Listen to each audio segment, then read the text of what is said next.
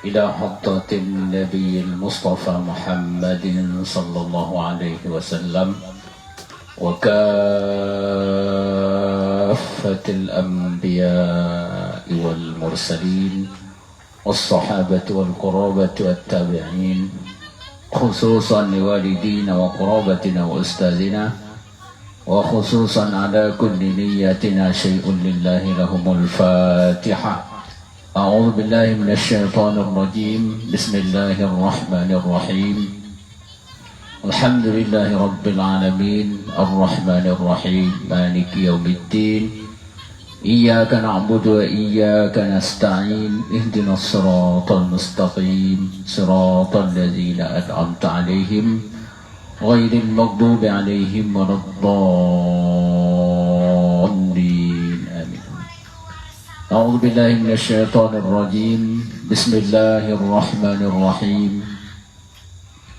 الحمد لله رب العالمين والصلاة والسلام على أشرف الأنبياء والمرسلين وعلى آله وأصحابه أجمعين. قال المصنف رحمه الله تعالى: رب يسر ولا تعسر، رب تمم بالخير، يا فتاح يا عليم، افتح قلوبنا بابك يا كريم. رب اشرح لي صدري ويسر لي أمري واحلل عقدة من لساني يفقه قولي، ولا حول ولا قوة إلا بالله العلي العظيم، ولا حول ولا قوة إلا بالله العلي العظيم، ولا حول ولا قوة إلا بالله العلي العظيم. قال المصنف: ما وجه دلالة المعجزة على صدق الأنبياء وكونها قائمة مقام قول الله تعالى صدق عبدي. Apa jalan atau alasan pembuktian mukjizat di atas kebenaran para nabi dan keadaannya berdiri pada tempat perkataan Allah Ta'ala telah benar oleh hambaku. Wajhu dalalatil mu'jizati ala sidqil anbiya'i yazharu min hadzal misali. Alasan daripada pembuktian mukjizat di atas kebenaran para nabi nyata daripada ini misal. Walillahil mathalul a'la, dan bagi Allah perumpamaan yang maha tinggi.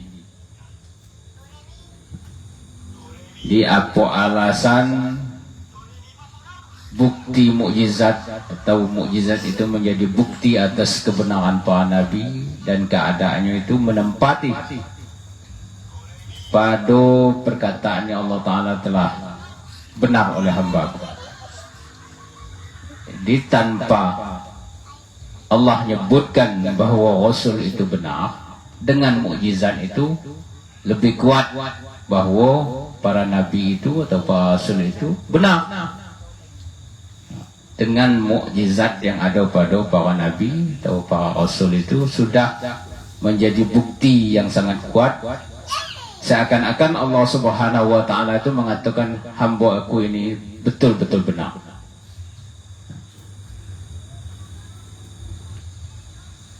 annahu lamma qama ahadun minan nasi fi majfilin azimin bi mahdari malikin kabirin hakimin, yaitu sesungguhnya manakala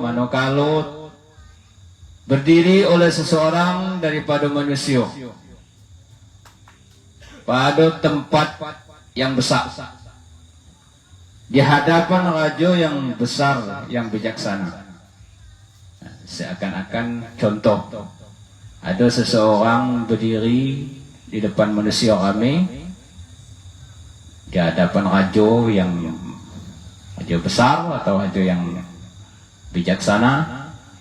Wa qala ayyuhan nas, dan berkata ia, wahai manusia, inni rasul hadzal maliki ilaikum wa mu'tamanuhu ladaikum. Kata seseorang itu ke contoh, sungguhnya aku yaitu utusan daripada ini raja kepada kamu, dan diamanatkannya untuk kamu. Arsalani liuballighakum awamirahu, dan mengutus ia akan aku untuk menyampaikan kepada kamu akan perintahnya.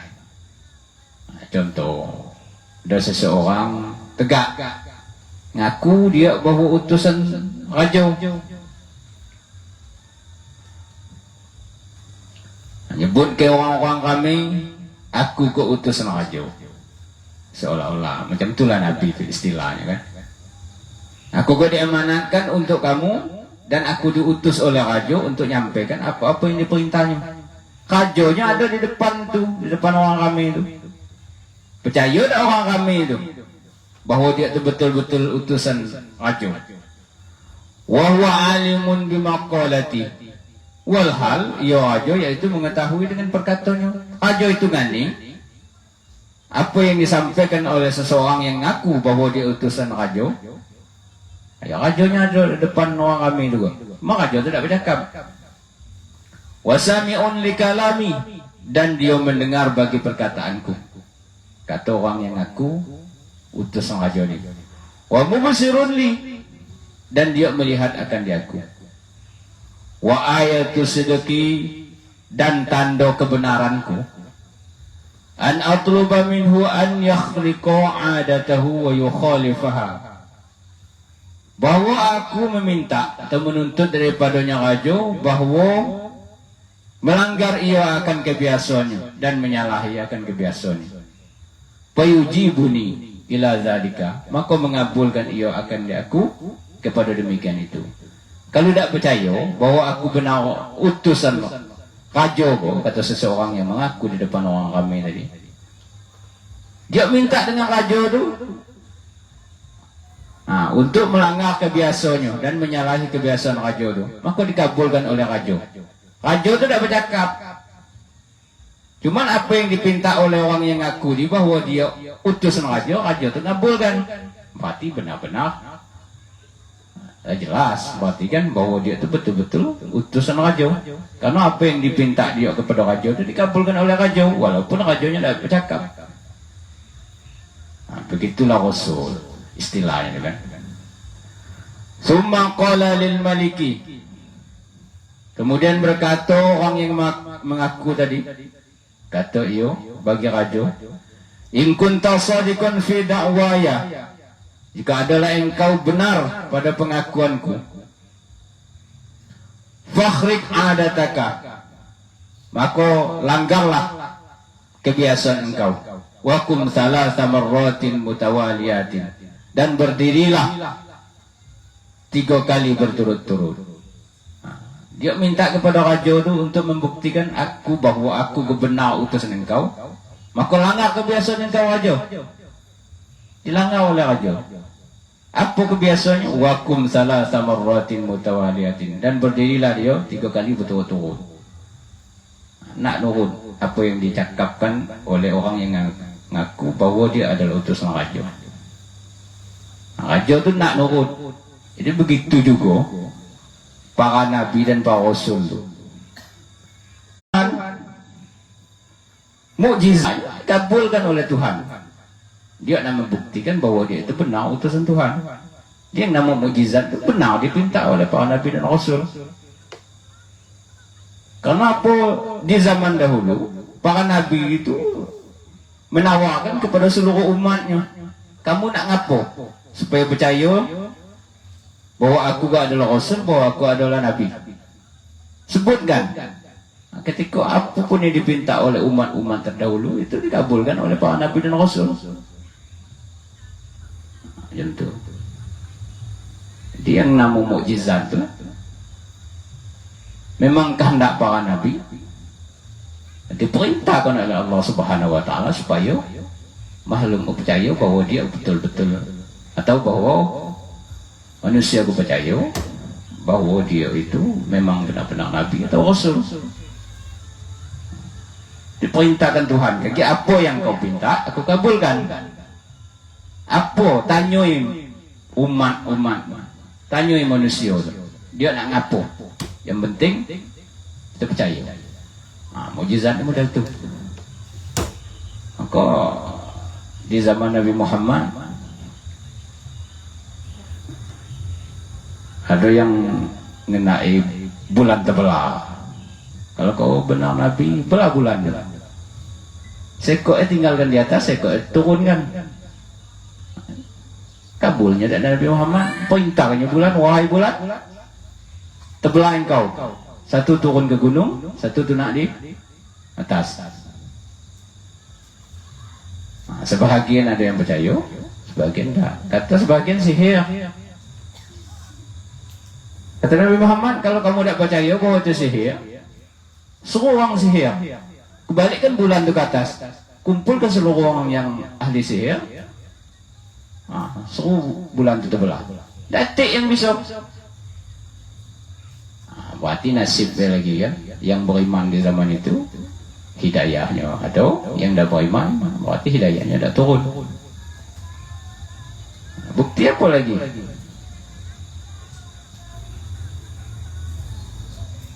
Ada yang minta minakan kayu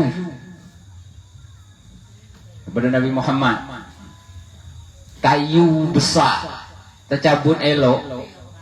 Kalau kau benar-benar Nabi, benar-benar Rasul, pindahkan kayu itu ke sana. Kata Nabi, cuman ya kamu setelah itu beriman. Kalau benar, kalau bisa kau itu melaksanakan apa yang kami pinta, kami beriman. Kata Nabi, wahai kayu besar, pindah kau ke sana. Terbongkar kayu besar, pindah. Tercacak ke situ, macam mana kena bertanam, macam dah ada bertanam, balik semula macam dia di pangkal situ dia lah. Itu sihir, kata umatnya.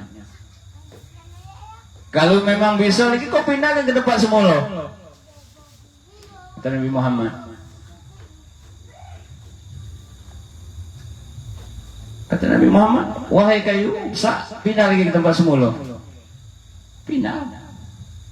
Jadi kalau tidak nak beriman, berarti memang hidayahnya tidak ada. Kenapa segala apa yang dipinta untuk pembuktian dikabulkan oleh Nabi Muhammad dan dikabulkan oleh para nabi-nabi atau para rasul-rasul yang terdahulu. Jadi yang nama beriman itu hidayah, pemberian daripada Tuhan. Buktinya orang terdahulu itu bukti jelas, dalilnya tidak beriman.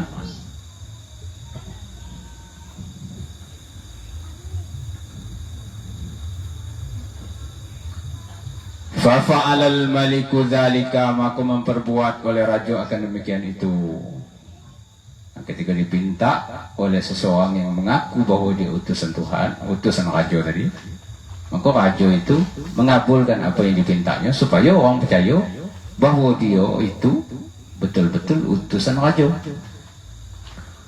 Fa innahu yahsulu lil jama'ati ilmun daruriyyun bisidqihi fi maqalatihi.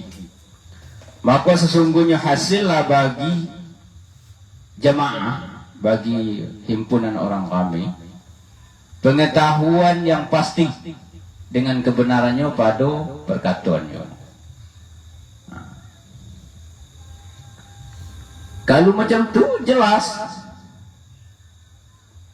pasti.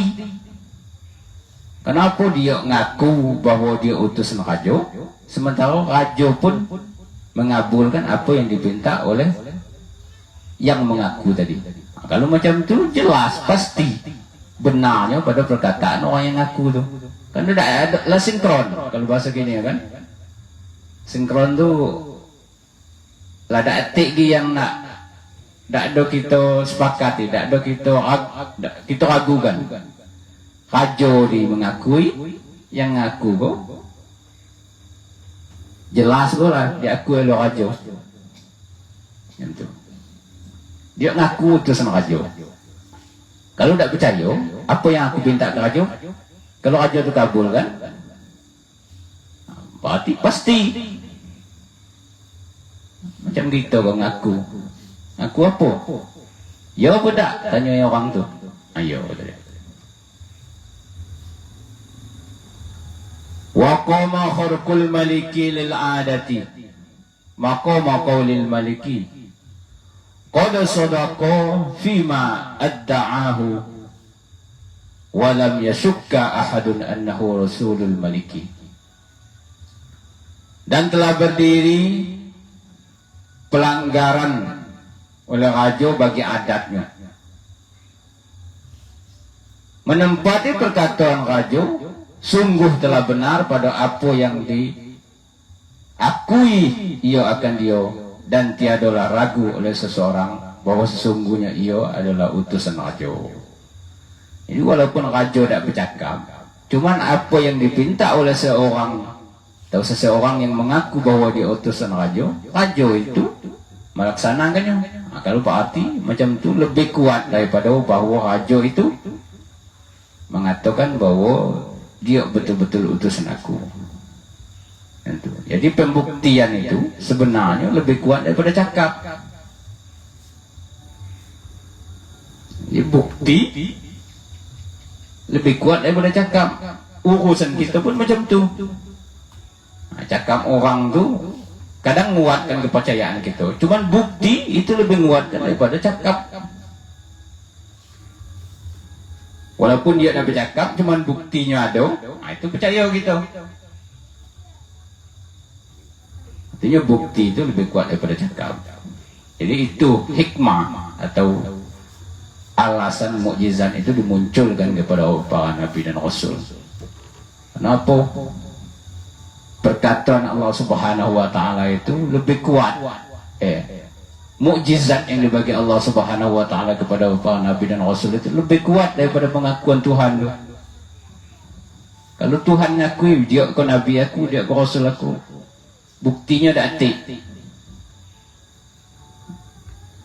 kurang kuat lagi. Kalau ada bukti bahwa dia apa yang dia kerjakan itu luar biasa, tidak mampu oleh manusia biasa, itu pasti berarti dari Tuhan. Wal anbiya'u alaihimussalam, dan bermula Nabi alaihimussalam, qad idda'u irsalallahi ta'ala lahum lil bashari, sungguh mengaku mereka itu akan utusan Allah Ta'ala bagi mereka itu untuk manusia. Nabi benar-benar mengaku bahawa dia adalah utusan Allah bagi manusia. Wa huwa alimun bidakwahum, walhal Allah Subhanahu wa taala mengetahui dengan pengakuan mereka itu. Wasami'un lahum, dan mendengar ya Allah taala bagi mereka itu apa yang diakuinya.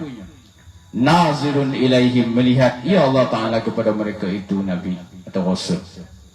Fa idza talabu min Allah taala izharul mu'jizati allati laysa fi taqatil bashari an ya'tu bimithliha fa'anahum ala zalika wa aqdarahum alaiha. Maka apabila mereka menuntut, mereka para nabi dan rasul daripada Allah untuk menyatakan mukjizat yang tiadalah pada kemampuan manusia, bahawa mendatangkan mereka itu dengan seumpamanya, maka membantu Allah Ta'ala akan mereka itu di atas demikian permohonannya, dan memampukan Allah Ta'ala akan mereka itu para Nabi dan Rasul di atasnya. Jadi yang dipinta para Nabi itu bukan sembarangan kepada Allah Ta'ala. Itu kira-kira manusia itu mengherankan perbuatan para Nabi dan Rasul, supaya orang itu nak percaya. Macam mana cara manusia itu heran? Artinya apa? Maka dimunculkan mukjizat. Mukjizat itu sesuatu yang aneh, sesuatu yang mengherankan, sesuatu yang mengagumkan. Sedangkan macam itu orang tidak beriman, para umatnya dulu. Berarti memang tidak diberi hidayah oleh Allah Subhanahu wa Ta'ala. Jadi hidayah itu perlu diusahakan. Seperti para Nabi mengusahakan umatnya supaya beriman dengan berbagai mukjizat. Ini kalau kita gini, kita berusaha kok. Macam mana caranya iman kita kuat, macam mana caranya kita itu mantap. Artinya usahanya apa? Ya salah satunya kita mempelajari ilmu agama. Ya kalau kita tak kuat ke iman, mentara kita lah segintang dayo, berarti baru berdoa kepada Allah Subhanahu wa Ta'ala. Mungkin hidayahnya memang belum diturunkan. Kalau usaha kita tidak sesuai, ngelewe wajar lah. Iman kita atau pengetahuan kita tentang agama kecil kan. Karena dzalika tasdiqan lahum minhu fi'lan. Adalah demikian itu karena membenarkan bagi mereka itu para nabi dan rasul daripadanya pada perbuatan.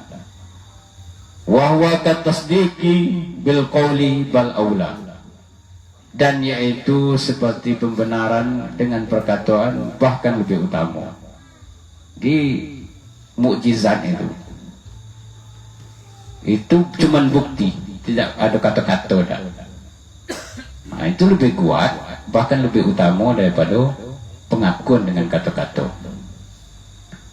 Wa huwa yaltazimu sidqahum fi da'war risalati.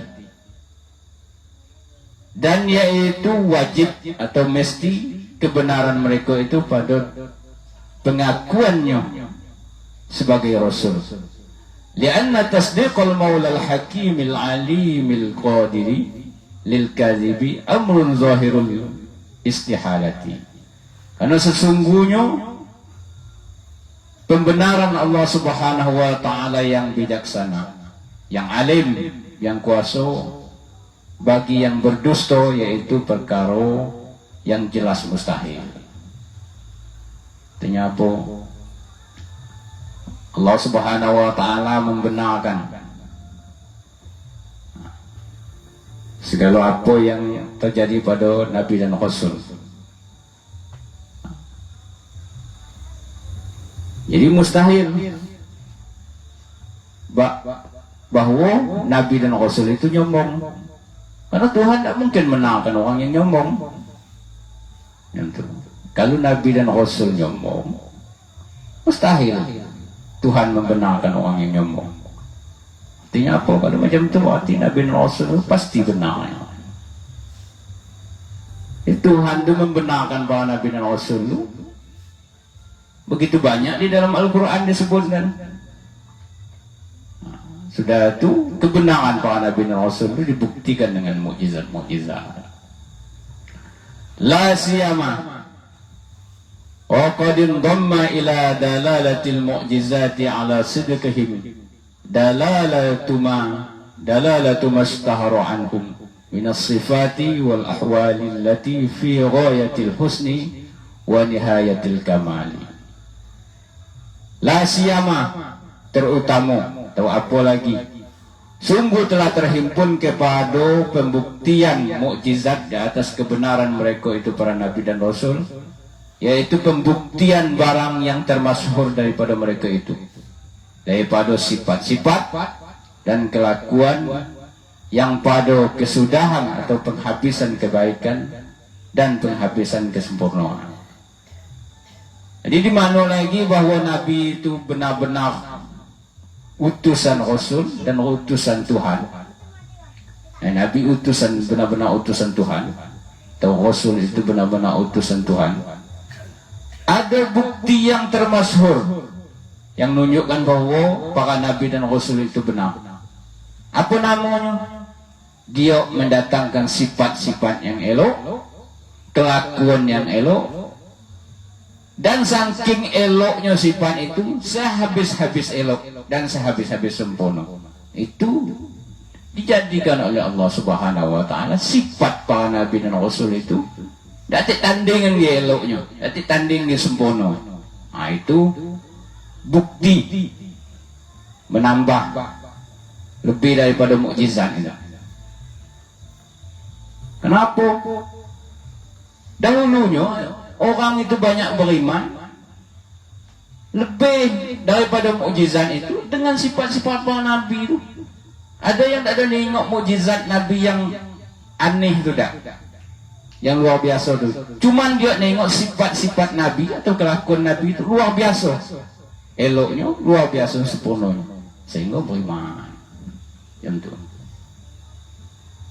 Cuman disiko dipisah. Walhal sifat yang luar biasa atau sifat yang sempurna itu mukjizat juga lah. Jadi itu dipisah. Bahwa yang disebut mukjizat di situ itu kejadian-kejadian besar, jadi kejadian yang aneh, kejadian-kejadian yang luar biasa. Secara uraian di situ kan. Tapi secara kesimpulan, apa yang terjadi pada Nabi itu baik zahir dan batin itu galau-galaunya mukjizat. Bukan sedikit orang yang beriman di zaman Nabi dan Rasul itu karena sifatnya, karena kesempurnaan baiknya.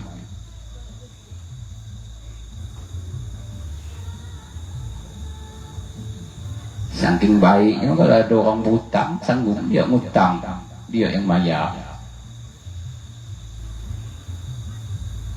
Orang datik ngadu, ambil lah, sebut nama aku, biar aku bayar.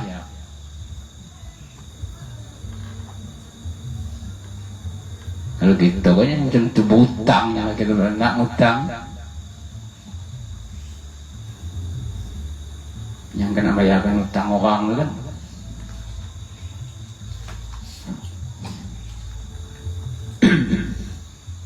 Itu masih cerita mukjizat yang panjang lagi.